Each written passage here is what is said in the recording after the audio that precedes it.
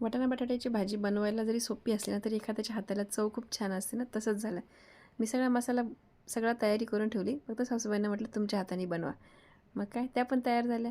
खोबरं भाजून ठेवलं, कांदाही कापून ठेवला, कापून भाजून पण दिला. लसूण सोलून, आलं वगैरे सगळी तयारी झालेली होती. मस्त सगळा मसाला त्यांनी वाटायला घेतला मग मिक्सरमध्ये.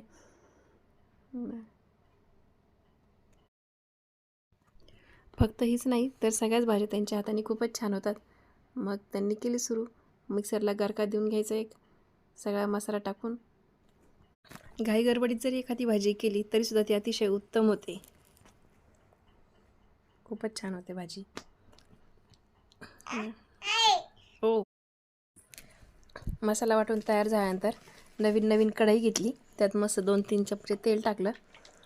नंतर कढीपत्ता टाकून थोडासा हिंग टाकला. काळ्या मसाल्याच्या भाजीला शक्यतो जिरे किंवा मोहरी नाही टाकले तरी चालते. कधी टाकते कधी नाही टाकत आम्ही. मस्त मसाला परतून घ्यायचा.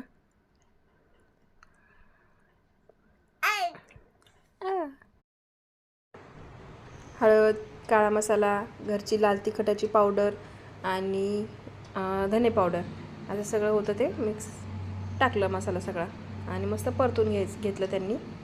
आणि मिक्सरचं मसाला वाटलेलं मिक्सरचं जे भांडं होतं तेही सोडून घेतलं चांगलं आणि परत त्यात थोडंसं पाणी ओतलं. असं करून मसाला थोडा शिजून घेतला चांगला हलवून.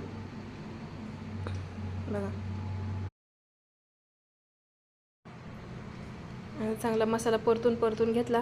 मग त्यात साल काढून घेतलेली होती बटाट्यांची आणि थोडे वाटाणे, 3 बटाटे घेतले होते आणि वाटीभर वाटाणे होते, ओला वाटाणा. असं टाकून मग पाणी ओतून थोडंसं भाजीमध्ये रस्सा धरला. मस्तपैकी सगळा मसाला एकजीव झाल्यानंतर वरून चवीनुसार आपलं मीठ टाकलं. मग त्यांनी मस्त हलवून घेतली भाजी.